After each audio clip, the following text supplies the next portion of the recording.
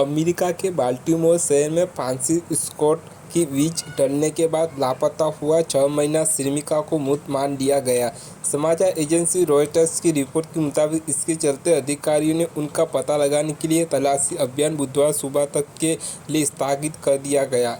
यह घटना तब घटी जब डाली नाम के एक मालवाहक जहाज में बिजली गुल हो गई और वह पुल के टकरा गया, जिससे जहाज ठहर गया। टक्कर के कुछ क्षण पहले जहाज के चालक दल द्वारा संकट संकेत भेजा गया था।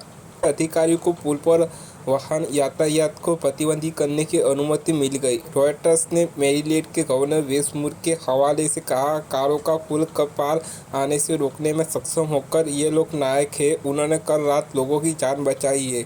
उन्होंने कहा कि पुल में कोई ज्ञात असामान्य समस्या नहीं थी। अधिकारियों ने यह भी कहा है कि अभी तक किसी भी तरह की गड़बड़ी का कोई सबूत नहीं है। पुल जिसने भी पिछले वर्ष लगभग 12 मिलियन वाहनों की सेवा प्रदान की थी, इस घटना से काफ़ी प्रभावित हुआ है। घटना का वर्णन करते हुए बाल्टीमोर के मेयर ब्रैडन स्कॉट ने इसे आकाश में मुड़ी हुई धातु की शूटिंग का दृश्य बताया। उन्होंने कहा, यह एक एक्शन फिल्म जैसा कुछ था।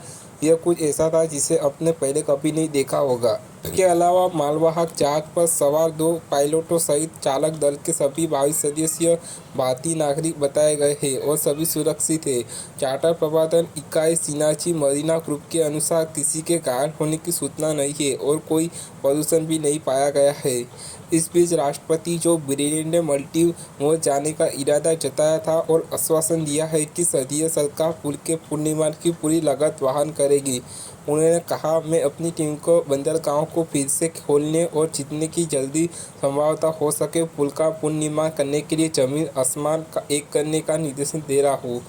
उत्तरी कैरोलिना के लिए प्रस्थान करने से पहले व्हाइट हाउस से राष्ट्रपति बाइडेन ने कहा, हम एक साथ मिलकर उस बंदरगाह का पुनर्निर्माण करने जा रहे हैं। उन्होंने आगे कहा, इसमें कुछ समय लगेगा।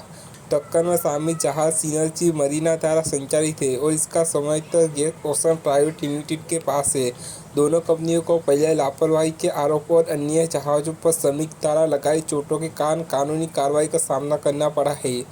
दुर्घटना से पहले पुल का मूल्यांकन उचित स्थिति में किया गया था। औसतन 2019 में पुल पर प्रतिदिन लगभग 30,800 वाहन आते थे। पुल का निर्माण 1970 के दशक में किया गया था।